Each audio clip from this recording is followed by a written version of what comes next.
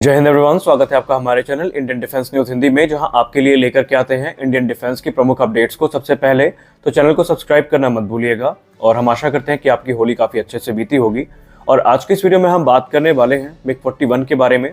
ये वो एयरक्राफ्ट है जिसमें 2018 से लेकर के आज तक बहुत सारी अपडेट्स सामने आई। एक समय ऐसा था जब ये क्लेम किया जाता था कि 2026 में हमें 6th generation fighter aircraft MiG-41 के तौर पर देखने को मिलेगा, जो कि दुनिया का फास्टेस्ट इंटरसेप्टर एयरक्राफ्ट होगा। लेकिन बाद में ये प्रोग्राम थोड़ा डिले हुआ और जब रशिया यूक्रेन युद्ध शुरू हुआ तो ये माना जाने लगा कि अब जिस प्रकार के प्रतिबंध रूस के ऊपर लगाए गए हैं, शायद ये प्रोग्राम हमें कभी देखने को ना मिले। और ये बातें चल ही रही थी कि रूस ने एक बार फिर से दुनिया को चौंकाया है। और MiG-41 को लेकर के जो क्लेम रूस के द्वारा किए गए हैं, यकीन मानिए अगर उसमें से 70% चीजें भी अकॉर्डिंग टू प्लान हो जाती हैं तो ये दुनिया का सबसे घातक इंटरसेप्टर एयरक्राफ्ट होने वाला है। इसमें जो टेक्नोलॉजीज इस्तेमाल की जाएंगी वो अपने आप में काफी खतरनाक है। तो आज के इस वीडियो में हम बात करने वाले हैं MiG-41 के बारे में, जहां हम इसकी एक्चुअल कैपेबिलिटीज को डिस्कस करेंगे और ये भी जानेंगे कि क्या इस प्रकार का एयरक्राफ्ट प्रैक्टिकली पॉसिबल है या नहीं। दोस्तों, अगर हम एविएशन सेक्टर की बात करें तो रूस से जब भी कोई नई अपडेट निकल के सामने आती है, ये काफी रोमांच पैदा करती है, क्योंकि रिपोर्ट्स ही ऐसी होती हैं। आपको याद होगा 2019-20 से लेकर के 21 तक का समय ऐसा था जब रूस के एक नेक्स्ट जनरेशन फाइटर एयरक्राफ्ट को लेकर के बहुत सारी बातें हुई थी, और ये था MiG-41, जो कि इनका एक हाइपरसोनिक इंटरसेप्टर एयरक्राफ्ट होने वाला था। लेकिन उसके बाद से रिपोर्ट्स आना बंद हो गई और यह अनुमान लगाया गया कि शायद रूस MiG-41 का डेवलपमेंट बंद कर चुका है। और इस चीज पे और ज्यादा पुष्टि तब हुई जब रशिया यूक्रेन युद्ध शुरू हुआ और रूस पे अनेकों प्रकार के सैंक्शन लगा दिए गए और ये सब मानने लगे कि रूस अब किसी नेक्स्ट जनरेशन फाइटर एयरक्राफ्ट को लेकर आगे नहीं बढ़ सकता। लेकिन इसी बीच एक रिपोर्ट सामने निकल के आ रही है जहां पर यह दावा किया जा रहा है कि रूस का MiG-41 प्रोग्राम ना सिर्फ जिंदा है बल्कि रूस इसमें काम भी कर रहा है। लेकिन अभी भी रूस ने इसको लेकर के जो कैपेबिलिटीज क्लेम की हैं वो प्रैक्टिकली पॉसिबल है या नहीं, इस पर प्रश्न चिन्ह बना हुआ है। क्योंकि सही मायनों में देखा जाए तो 5th जनरेशन और 6th जनरेशन फाइटर एयरक्राफ्ट की कोई क्लियर डेफिनेशन नहीं है। एक्सपर्ट्स की नज़रों में ये सिर्फ एक माइनर डिफरेंस होगा जो कि हमें स्टेल्थ में और दूसरे एडवांस वेपनरी में देखने को मिलेगा। 6th जनरेशन फाइटर एयरक्राफ्ट में हमें ज़्यादा एडवांस इंजन देखने को मिलेंगे जो कि हाईएस्ट एफिशिएंसी और मैक्सिमम स्पीड के साथ होंगे। और सबसे खास बात ये रहेगी कि वो डायरेक्टेड एनर्जी वेपन सिस्टम को कैरी करने में सक्षम होंगे, नेटवर्क सेंट्रिक वॉरफेयर में काम करेंगे। और सबसे खास बात यहाँ पर ये है कि वो capability wise 5th generation fighter aircraft से ज़्यादा पावरफुल होंगे। इसके अतिरिक्त एक्सपर्ट की नज़र में जो 6th जनरेशन फाइटर एयरक्राफ्ट है उनकी कोई भी स्पेसिफिकेशन नहीं है। अब अगर हम बात करें MiG-41 प्रोग्राम की तो इसको लेकर के रशियन मीडिया में ये क्लेम किया जा रहा है कि ये एक 6th जनरेशन का हाइपरसोनिक कैपेबिलिटी वाला एयरक्राफ्ट होने वाला है, जो ना सिर्फ MiG-31 की लेगेसी को आगे बढ़ाएगा बल्कि रूस को एक एयर डोमिनेंस प्रदान करेगा। और उन्होंने ये भी दावा किया है कि जब ये एयरक्राफ्ट बन के तैयार हो जाएगा तो इसके कंपटीशन में कोई भी वेस्टर्न एयरक्राफ्ट टिक नहीं सकेगा। कुछ एक्सपर्ट्स ये दावा करते हैं कि रूस इस समय एक मनोवैज्ञानिक दबाव बना रहा है, क्योंकि रूस को पता है कि अमेरिका का NGAT प्रोग्राम रफ्तार के साथ आगे बढ़ रहा है और इसीलिए रूस भी कम्पीट करने का पूरा प्रयास कर रहा है। हालांकि आज तक MiG-41 की एक्चुअल जो स्पेसिफिकेशंस हैं ये सामने नहीं आई हैं, सिर्फ दावे हैं। और इस मामले के जो जानकार लोग हैं उनकी रिपोर्ट्स ही हैं जो ये दावा करती हैं कि टेक्नोलॉजी वाइज ये बहुत ज़्यादा एडवांस होगा और जो इसका डिज़ाइन फैक्टर है ये 2025 तक कंप्लीट कर लिया जाएगा।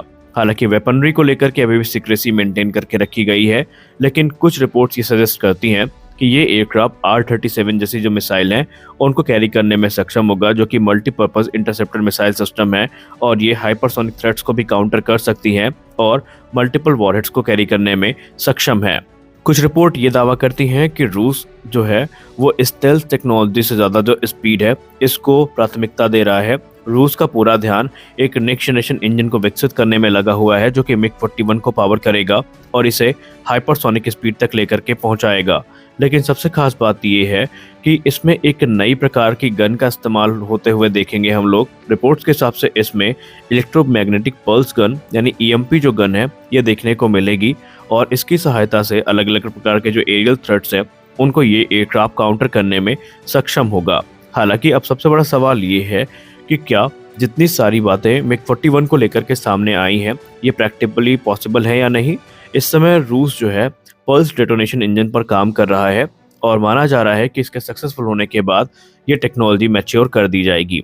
लेकिन वेस्टर्न एक्सपर्ट्स की या एविएशन एक्सपर्ट्स की हम बात माने तो जो बातें रूस के द्वारा की गई हैं वो फिलहाल तो प्रैक्टिकली पॉसिबल नहीं है, क्योंकि ऐसे एयरक्राफ्ट को बनाने के लिए अभी तक रूस के पास इतने विशेष प्रकार के मटेरियल्स नहीं हैं जो कि हाइपरसोनिक स्पीड पे जनरेट होने वाले जो एक्सट्रीम टेम्परेचर हैं उनको विथस्टैंड कर सके।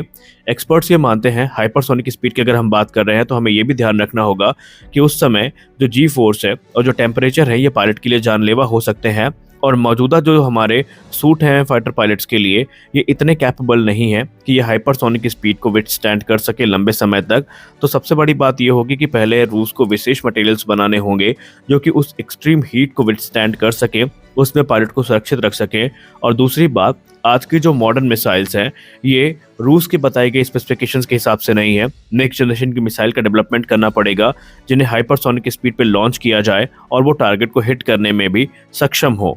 एक्सपर्ट्स ने एक सवाल ये भी उठाया है कि अभी तक रूस अपने Su-57 फैलन के लिए भी एक आइडियल इंजन जो है वो विकसित नहीं कर पाया है और अभी भी स्ट्रगल कर रहा है। तो ऐसे में क्या रूस के पास एक ऐसा उन्नत इंजन आ चुका है या ऐसी उन्नत इंजन की टेक्नोलॉजी आ चुकी है जिसकी सहायता से ये जो देश है ये 6th जनरेशन फाइटर एयरक्राफ्ट को बना सके? ये भी अभी संदेह के घेरे पर है, क्योंकि अमेरिका के अगर हम F-35 लाइटनिंग 2 की बात करें तो कुछ ही मिनट की सुपरसोनिक फ्लाइट में ऐसा रिपोर्ट्स में कहा जाता है कि उसमें जो डैमेजेस हैं वो नोटिस किए गए हैं। और एक बार तो ऐसा भी नोटिस किया गया था कि 2 मिनट से ज़्यादा एयरक्राफ्ट को सुपरसोनिक ना रखा जाए।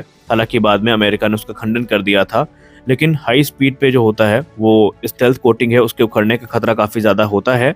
और हाइपरसोनिक स्पीड की बात की जाए तो फिर जो मौजूदा स्टेल्थ कोटिंग है ये वहाँ पर नहीं टिक पाएंगी, ऐसा एक्सपर्ट्स का कहना है। और उनका ये भी कहना है कि जो डिज़ाइन अभी तक उन्होंने प्रपोज की है या जो डिज़ाइन अभी तक इंटरनेट पे अवेलेबल है वो हाइपरसोनिक स्पीड को प्राप्त करने में योग्य भी है या नहीं, इस पे भी अभी कोई बात नहीं कर सकता, कोई टिप्पणी नहीं की जा सकती। इसलिए रूस का ये जो प्रोग्राम है इसे सिर्फ एक हाइप के तौर पर देखा जा रहा है, क्योंकि 2019 के आसपास ये दावा किया गया था कि 2026 तक ये एयरक्राफ्ट हमें बन के तैयार होता दिखाई पड़ेगा। लेकिन अब 2024 चल रहा है और अभी भी ये कॉन्सेप्ट स्टेजेस में है। और कुछ एक्सपर्ट्स का ये भी कहना है कि जिस प्रकार के आर्थिक हालात इस समय रूस के हैं वो इतने बड़े और महंगे प्रोग्राम को अकेले आगे बढ़ा पाएगा, इसमें भी संदेह बना हुआ है। हालांकि हम ये नहीं कहते कि रूस के पास ये कैपेबिलिटीज़ नहीं है, क्योंकि रूस के एयरक्राफ्ट्स वाकई दुनिया में एक मिसाल है और इसका प्रमाण आपको Su-35 और इसके अलावा जो Su-30 MKI हैं ये देखने को मिल ही रहे हैं। और एक फ्लाइंग UFO जिसको शायद हम लोग भूल चुके हैं, Su-37 टर्मिनेटर, जो कि एक टेक्नोलॉजी डेमोन्स्ट्रेटर था, और Su-47 बरकुट जो है, इस तरह के जो एयरक्राफ्ट हैं ये ऑलरेडी बनाए जा चुके हैं। तो रूस कुछ भी कर सकता है, लेकिन हालात इस समय उसके पक्ष में कितने हैं ये आप सब जानते हैं। तो आपको क्या लगता है कि MiG-41 वाकई कोई एयरक्राफ्ट प्रोग्राम चल रहा है या रूस की ये थ्योरी है सिर्फ अमेरिका को डराने के लिए? आप अपनी राय कमेंट सेक्शन में ज़रूर दीजिए। मिलते हैं अगले वीडियो में कुछ और अपडेट्स के साथ, तब तक के लिए जय हिंद।